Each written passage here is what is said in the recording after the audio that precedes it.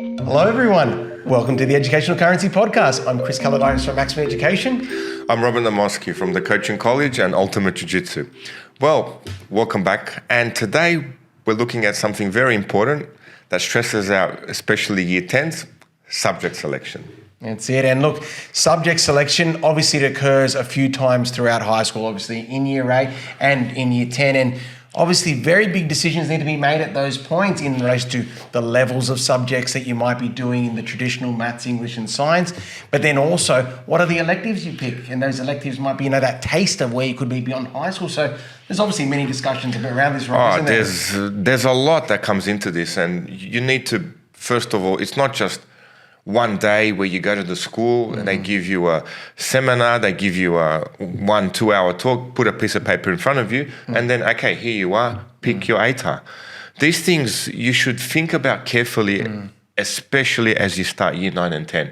Because when you prepare for the HSC, it's not just, oh, yeah, here you are, year and a half, you prepare and off you go. Because technically, that's all the learning time you have, a year and a half. HSC actually, for those that do want a nice high ATAR, must begin from the start of high school. And especially when you look at the subjects like mathematics, and I've said this time and time again privately to people, Year 8 is the breaking point for maths in high school.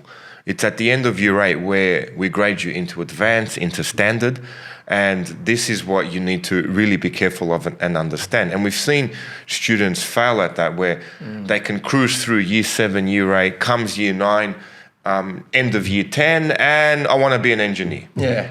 And you go, but wait a second, your maths isn't strong enough.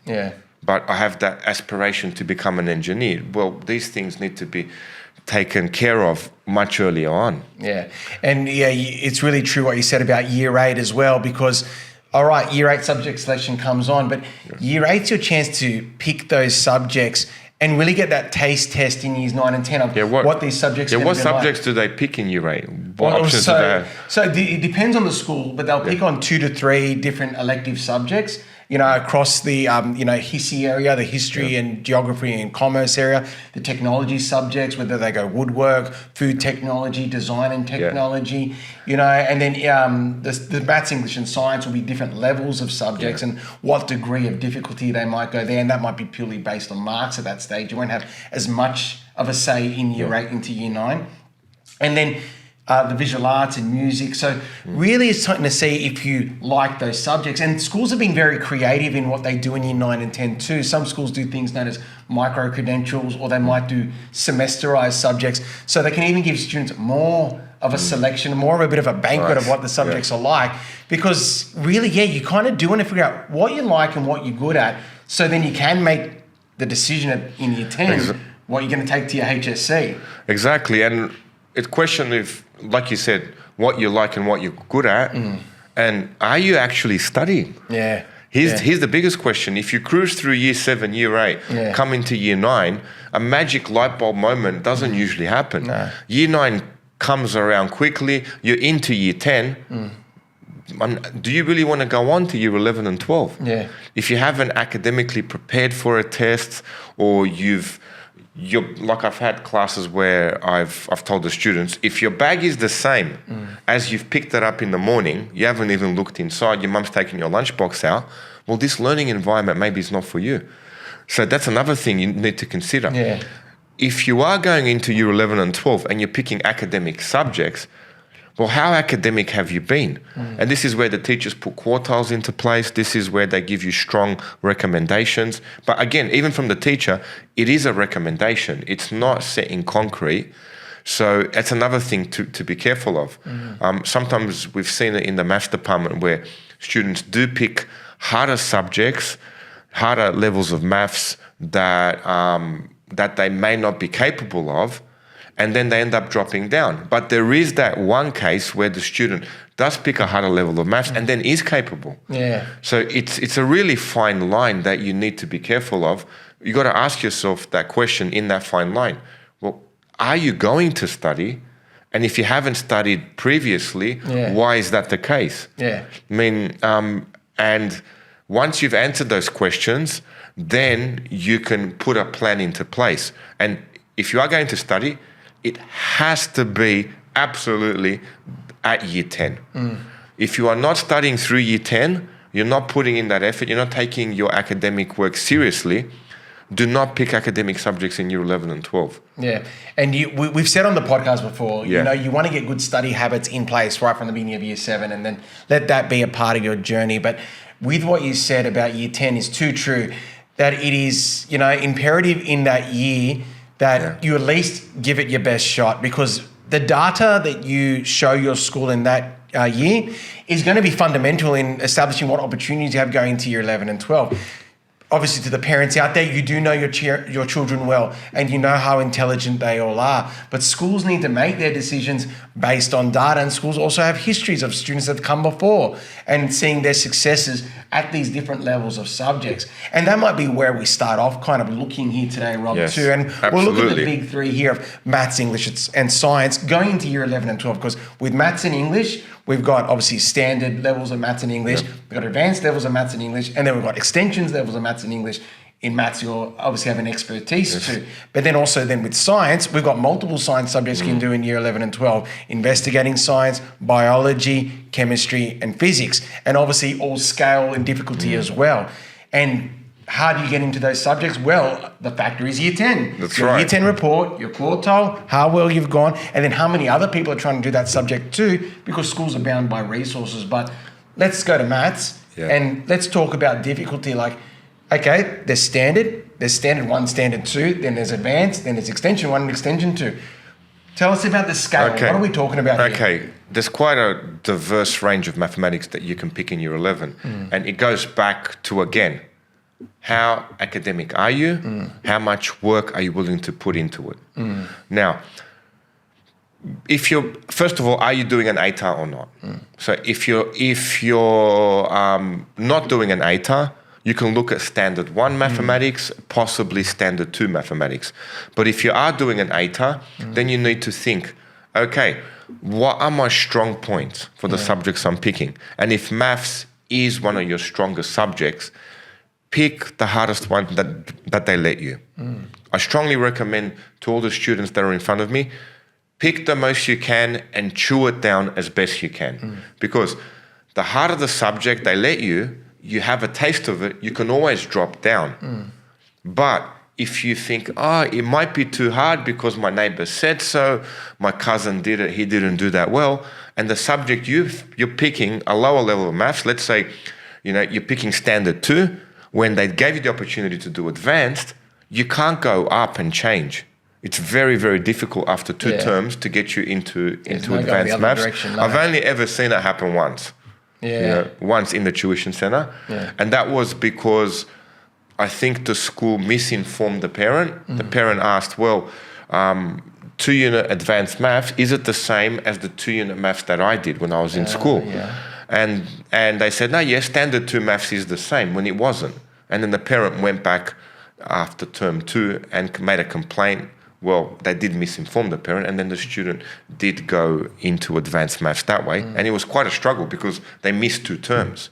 So my advice is, pick the hardest level you can in year 11, chew it down, and see how you go. Yes. Always. Even if it's maths, if it's English, if it's physics, if it's chemistry, if it's art, this would be my recommendation, because you can always drop down, but you can't go up. Now, there could be a problem with the school in you picking that.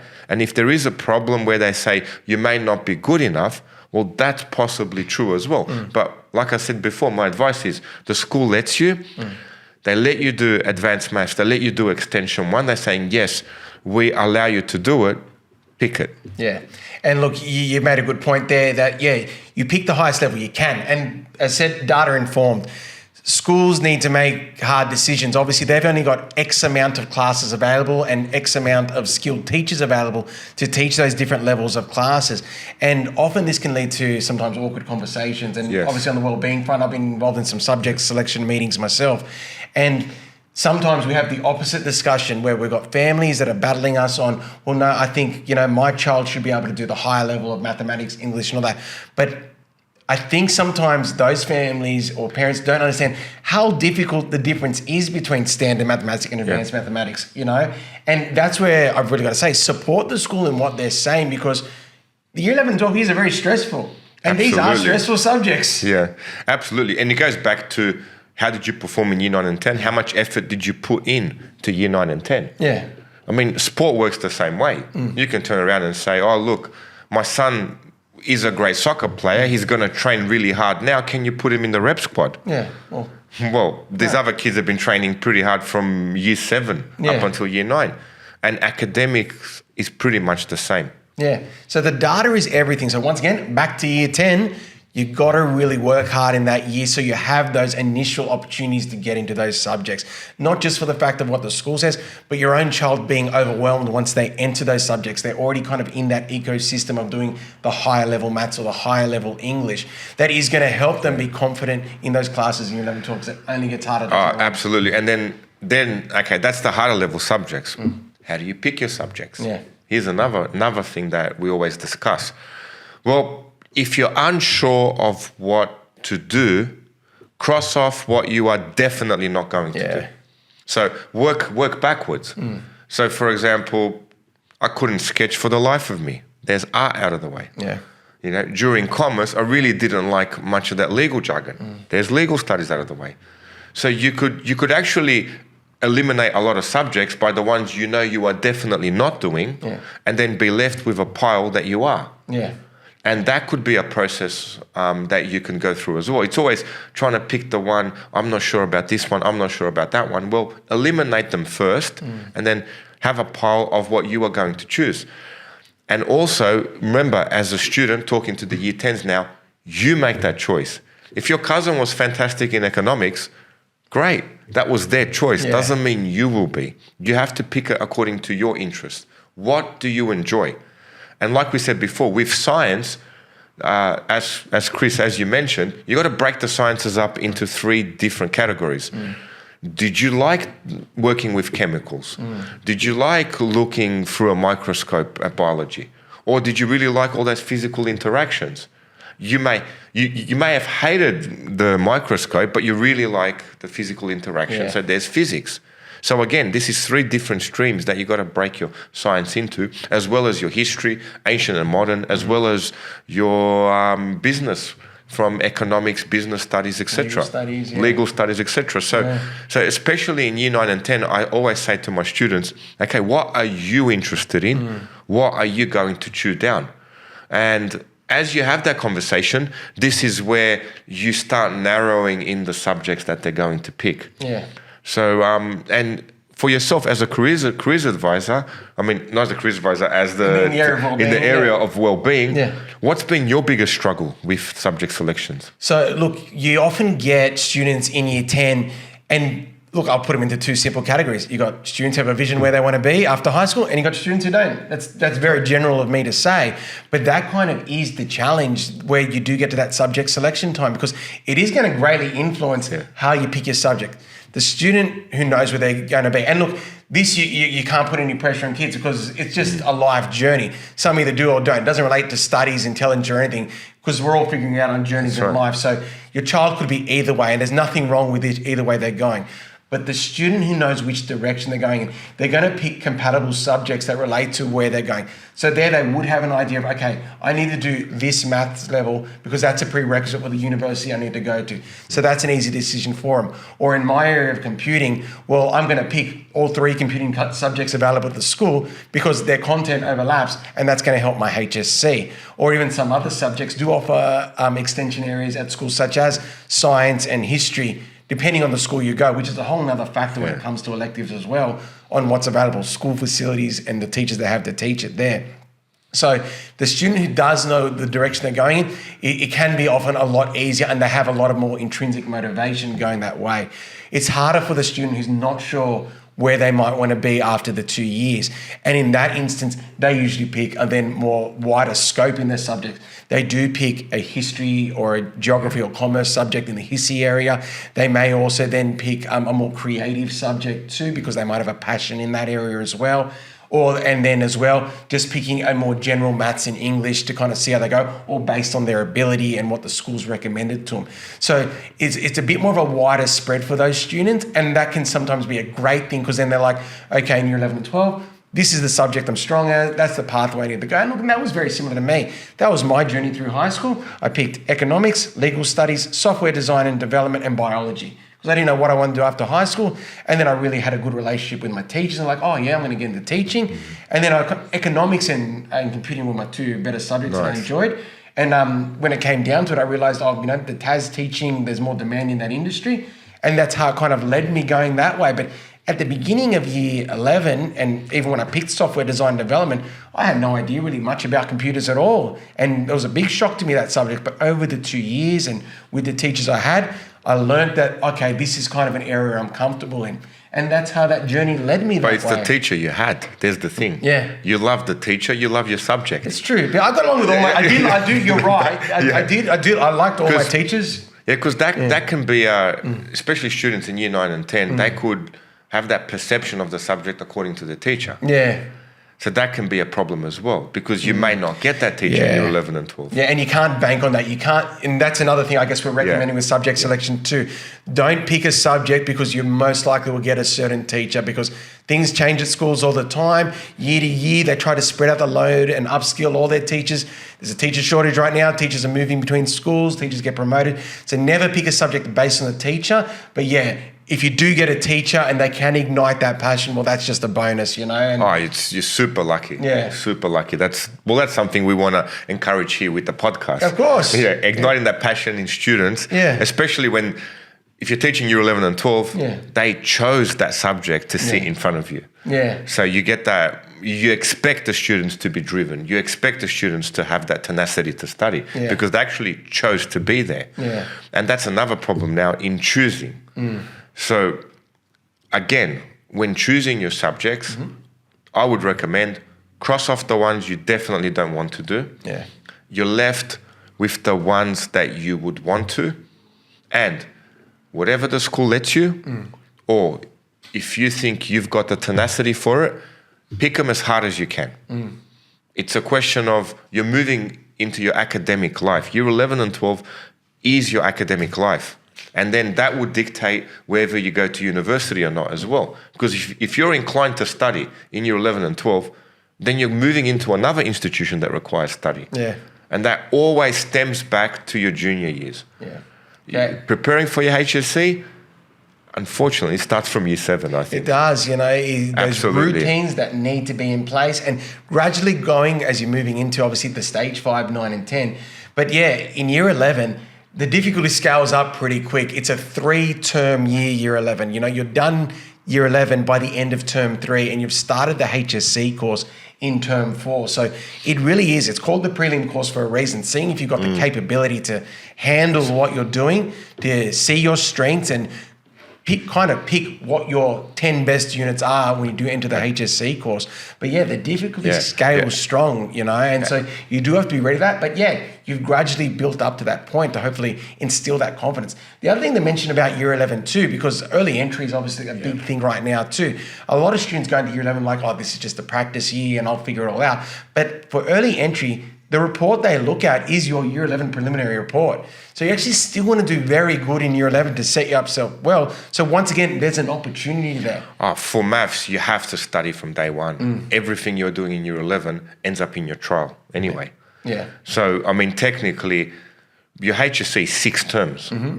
4 terms in year 11, 2 terms in year 12. And they go, what about term 3? Well, that's your trial. Yeah. Your trial is week 2, week 3 in term 3. So you really haven't got many teaching weeks. So you've actually got 6 terms with which to do your work from. And going back to subject selections, this is why you want to do at least 12 units. So you do have that leeway of actually removing a subject. So you can knuckle down to your best 10 units. And this is where, if you've got the ability to do extension 1 maths, and maths is your best subject, absolutely, definitely do it. Because if it is your number 1 subject and you're performing better on it than the rest, you could have the option of picking extension 2. So that's 2 subjects of mathematics. With English, you've only got 2 other subjects left. Or for the rest, if you are picking extension 1 maths, be careful, because you are doing advanced maths out of 100, and that other extension 1, that's out of 50. So there's the problem. It's one student sits an exam out of 50 in extension 1, another student doing extension 2 sits the same exam out of 100. So all the extension 1 kids, my recommendation is have a solid 10 units where extension 1 maths is your 11th unit. Try and make it so extension 1 maths doesn't sit in exactly 10 units. And that can be a problem with, you can do an extension 1 maths and then do another extension 1 history. And then all of a sudden, you've got 1 unit of 50 marks that you'll be sitting in an exam where the next person sits the same exam and he gets 100 marks for sitting the same test. So that sometimes you have to be strategic with your units. So my recommendation is at least 12 units. If you're picking an extension subject, hopefully the school lets you do 13. Yeah. And my recommendation before as well, Chris says, pick them. Chew down as much as you can. Pick the hardest subjects you can that the school lets you, and then see how you go. You could do advanced English, extension 1 maths, history, economics, physics, chemistry. Doesn't mean you have to sit them all for your HSC. You just don't know which one you will. And like we said before, you could land that phenomenal chemistry teacher. Yeah. And absolutely could be your favorite subject, whereas previously in year 9 and 10, you weren't too sure of it. Yeah. And with what you're saying there too, and obviously that's a lot of maths you've been talking about. There's a lot of maths going to HSC. Maths really has to be your thing if you are going to be going to, extension 2 and advanced maths, which then brings me to another point. I'll put it out to you, Rob, as well, because I'm actually having discussions with my niece and my sister about what subjects she might be going to the senior years. And they're at a point where they're trying to weigh something up now. There's this perceived scaling of certain subjects, which is true. Some subjects are seen as more difficult and they scale harder and they perform well in the HSC. So sometimes families will make decisions based on picking up some of these subjects scale well.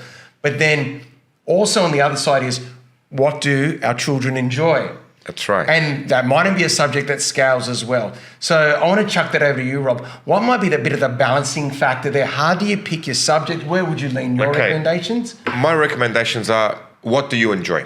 Yeah. Absolutely. Yeah. First and foremost. First and foremost, what do you enjoy? Chemistry is considered a difficult academic subject. Do you enjoy it? Don't pick it because it scales well. Because, if you don't enjoy it, you didn't like it in year 9 and 10, the scaling doesn't come into an effect unless you get a certain mark. Getting a very low mark, the scaling will not help you. Yeah. So back to year 9 and 10, you've tried these subjects and see which one do you enjoy. Now, if you enjoy business and you liked that sort of commerce subject, well, economics is a more academic one. Try it, see how you go. So my recommendation is, again, Chris, pick what you enjoy and pick the more academic one you can, because you can always go down. Yeah. It's very difficult to go up. Yeah. Because you've missed a whole body of work. Yeah. Yeah.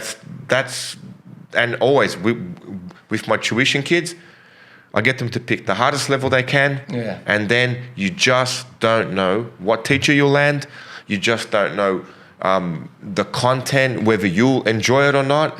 And then at the end of year 11, you can make a more informed choice. Yeah. So term 3, year 11, you can drop advanced maths to standard.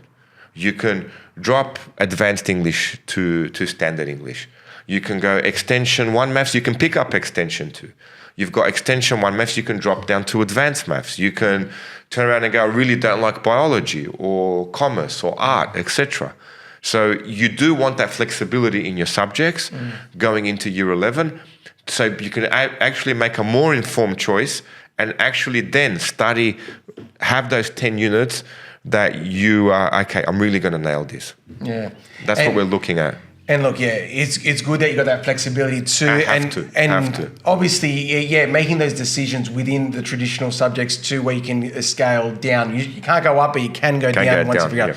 On the area of electives, I'd like to add in too, because I've got this fantastic mentor at school, Darren, and like he's shown me as well, like behind the scenes of all this scaling, there's this thing called the TES score. Yeah. Okay, and each unit accounts to 50 points of your TES score. That makes up your ATAR. And obviously, I've mentioned before, if you know what subject you like, you might pick multiple subjects. And in my area of computing, we offer 3 computing subjects at the school. And the blue ribbon subject at our school is software design and development. Okay, and that's becoming software engineering, the new subject. You know, and the teacher in that subject is excellent, has gone on top of the system many times before.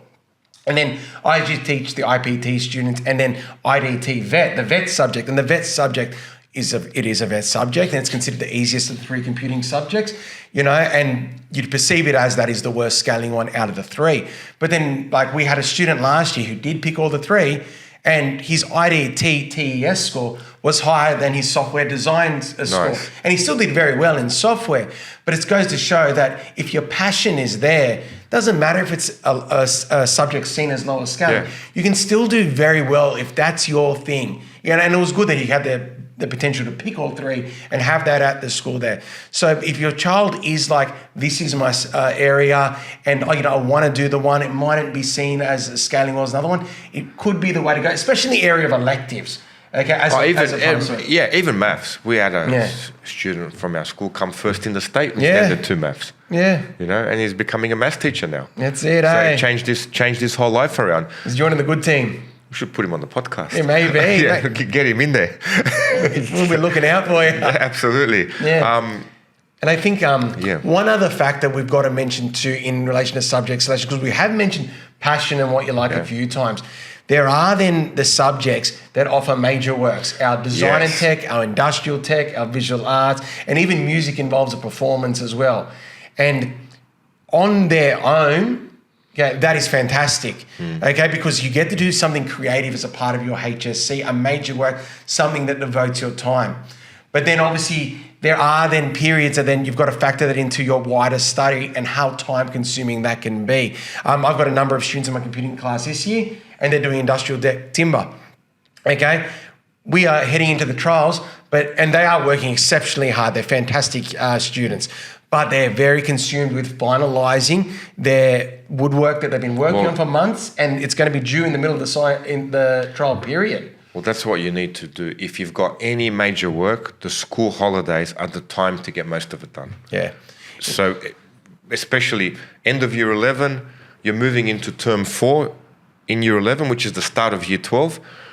After your first HSC assessments, say they end middle of December, you've got till the beginning of February, 6-7 weeks to get on top of your major work. And I recommend that always to my tutoring students. First thing I ask, any major works? Okay.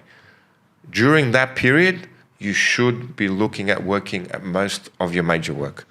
And speak to your teachers at school to see if they've got the facility or the ability to let you do that. Do the research you need, buy the timber you need, do the design you need. Anything else, the major work is to be done. The majority of it, if you can get it out in the holidays, then you have got other subjects that you need to study for.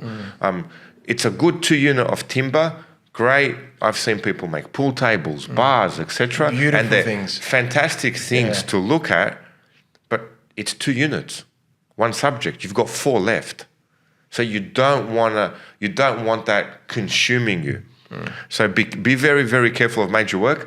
And I would recommend only pick 1 subject that's got a major work. Yeah, I'm with you on that. You don't want 2 subjects with major works. Yeah, like it's just too much. The amount of time going into just the 1 subject with a major work is just astronomical. Okay, like I said, you're giving up your holiday time, mornings before school, after school, all of that. So you're already giving up a lot of time just to have 1. For 2, that's a big commitment, and that will impact. They'll impact on each other, and they'll impact on your other units that you're putting towards your HSC too. So factor that into your planning too. It is a great journey to develop a major work, and you you'd leave with school with something you created that you'll have forever in your life, and it could be a gift to your family. Something to be exceptionally proud of. But 2 is just too much. Yeah, it's too much. Yeah. But then you don't just have the major work subjects. What about vet subjects, Chris? Vet. Vet. Vocational education and training. Tell parents a little bit about vet subjects. Okay. What's it involved? How do kids do that? Do they do it at school? Do they do it at TAFE, or is it a mixture of it? Well, look, there's many combinations here of what we can do in vet. Now, I'm very passionate about vet subjects, and I think in a future episode too, we'll try to get in someone who's a bit of a specialist in the area of vet as well. But now, vet gives other opportunities. All right, and I'm a big advocate, and there's actually been some recent changes in relation to HSC and vet for picking vet subjects. Prior to, or this current HSC year is the last year where you can only have 2 units of vet, which is one subject, go towards your HSC. The current year 11s who do their HSC in 2025, they can have more. They can pick multiple vet subjects and they can go to their HSC. As said, vet stands for vocational education training. You're learning a TAFE subject at school. So these are subjects like construction, hospitality, business services, information and digital technology, retail. There's a whole variety of them. All right, and teachers at school will teach the subject. Now, it provides multiple opportunities. So firstly, yes, you can use it as part of your HSC. So that's great, okay, good, we can use it that way. But the other carrot that comes along with it is you get a nationally recognised certificate. So in my subject of information and digital technology, you get a certificate 3. If you complete the 2 years at school, the 240-hour course, awesome. That will give you a certificate 3. And then with that certificate, you've got multiple options after school. It could be that you go straight into work, all right? You use that and you get an entry-level computing job at help desk, and you can use it that way. You can also use it to obviously go to TAFE. Now, TAFE would have always been an option after school, but it might knock a few semesters off your TAFE degree. Does it go towards your diploma? Well, that's it, Take subjects off, because you've got a certificate 3, I'm assuming, when you enroll for a diploma. Yeah, already you've knocked the hours and competencies. You've knocked the hours off from a diploma, and a 2-year diploma, then you can step into university. Well, and that's where you're on the right track there. So it's a pathway to the diploma. And the word I just mentioned then too is we've got the hours, and the hours are linked to competencies. So the competencies are all the different skills that actually make up the actual qualification. And that could allow you to put it forward and get RPL in other areas too, which could be the diploma you go for at TAFE as well. That also changes the way vet assessments are marked too, where they're not marked with marks. It's more the teacher acting as an assessor and ticking off, can you do these different skills that make up each competency there. And so if your child doesn't have a strength in sitting down and doing exams and getting marks, but they do have a wide variety of skills, once again, it can be a beneficial pathway for them because, they're being assessed on their skills in safety, their practical work in workshops, their skills in communication and working in an environment. All of those things could be recognised, and that will be on their transcript for the certificate at the end of high school. Now, you've already put it together too that you get the diploma, and that can be then your pathway into university. So there actually is a pathway where you can avoid doing an ATAR. Yeah. You do your certificate in school, you go over to TAFE, and one of the common pathways I recommend because of computing is our students go to Ultimo TAFE, they complete their diploma there, and then across the road from Ultimo TAFE is University of Technology Sydney. And there's a pathway right into UTS. You never had to actually sit and do an ATAR exam. Yeah, especially if there's other factors that are affecting your education. 100%. Absolutely. But what about students that don't want to go to university, that are not doing an ATAR? What vet courses are offered for them? Well, so those ones that I just mentioned there, so hospitality, construction, retail, information technology, they're all available. So now that obviously doesn't seem like much at first, and that is the vet pathway within schools. But then we also have something known as a school-based apprenticeship, traineeship, and that is called an SBAT. Now, these SBATs, they actually involve your child leaving, so I've got to word this correctly.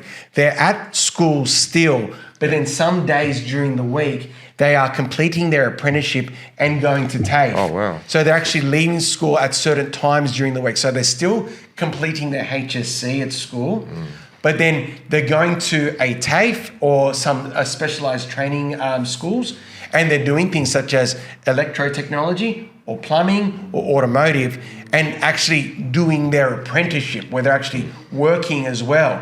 So that is another opportunity when you clearly know nah, HSC examinations are not for me. I actually want to build myself up in these years and start working towards a trade.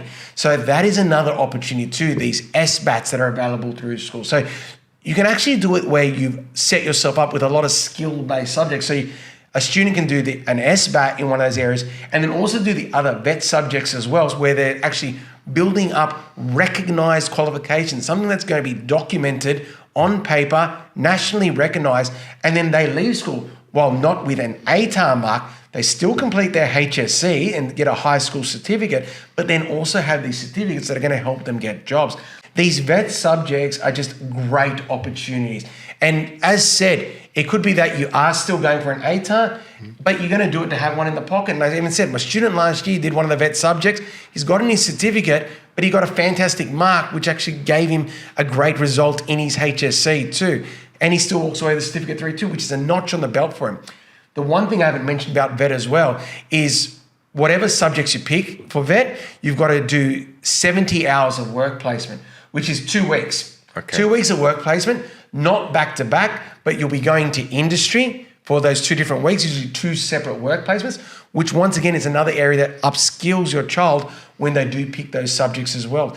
Sometimes it is actually, going on site and working that. In many cases, that's what it is. But then there's also some that are called simulated working environments where they'll work from school, but they might do it with a company like Amazon and work remotely with a trainer at Amazon. So once again, working for a massive company that will teach them their skills, get them into their ecosystem, and give them like this really amazing experience from school and once real world learning and something they can put on their resume, which looks fantastic.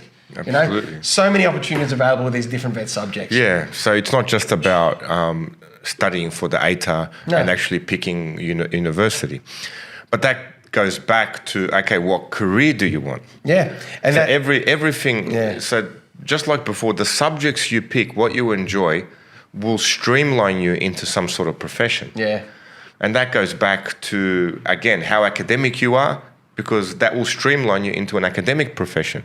But even if you are academic, you may enjoy being an electrician. Yeah, 100%. Yeah, absolutely. You could make as much as an electrician as a principal does. Yeah.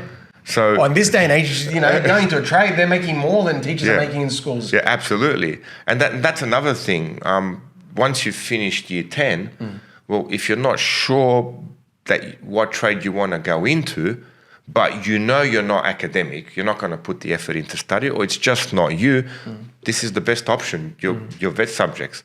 But at the end of year 10, if you are sure what trade you want to go into and you have someone to take you, well, you're going to be a third-year apprentice while everyone else is finishing the HSC. Yeah. And then people feel as if, if I don't go to year 11 and 12, it's as if I've dropped out. Yeah. It's as if I've failed at life because I haven't been able to finish high school. Whereas technically, high school finished in year 10. Then year 11 and 12 was a choice. So your choice is your subject selections, depending how academic you are. Well, if you haven't been studying year 7 to 10, more than likely the chances are you won't be in year 11 and 12. But there are exceptions that I've seen. Or you don't know what apprenticeship you want to get into, take advantage of year 11 and 12. Yeah. Get into those vet subjects. Don't just cruise through year 11 and 12 and just let those 2 years fly by, and then year 12 finishes. Welcome to the real world. Yeah. And, a very valid point there too, because at the end of the day, like we've mentioned study a few times, the study journey and all that, but we should also acknowledge this, study is not for everyone. Not everyone does study. It doesn't come naturally to everyone. Some people can't stand, sitting at a desk and studying. And that's not a reflection of their intelligence at all. Because as we said, especially with these vet subjects, it's skills as well. We all have different builds up of skills. And that's why subjects are so important. You want to pick the subjects that do reflect your skills. And if those skills are in an academic area, that makes you comfortable to go a HSC pathway, that's fine. But there is nothing wrong as well with the trade pathway, because trades are incredibly difficult, incredibly hard, and no one can do it. Mate, I'd die at half the work sites if I went into a trade. So there's nothing wrong with that decision being made too.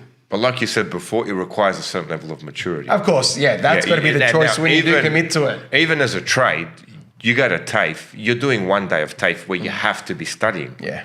And I've got a good friend of mine, it's a TAFE teacher, and yeah, he's failed them. Yeah. Well, they rock up to TAFE, no pen, no problem. Okay, I don't know what I'm doing here. They're not very serious. Sends an email to the boss. Okay, they failed. Oh, what'd you email my boss for? He's paying you to be here. Exactly. Yeah. So that's another thing. Maturity means when you do get a job, depending whether you leave in year 10 or in year 12, someone's paying you money. You're not a student, you're a worker. No. And as teachers, we've done the best we can to teach you about the real world, get you ready for it. But at the end of the day, it does become your choice. And this is where you do need a certain level of maturity in year 10 to pick those subjects that you want to pick for your HSC. And then if you're not going to study and you know this is not you and you don't know what apprenticeship to do, to actually do take advantage of year 11 and 12 and get into these VET courses, mature up.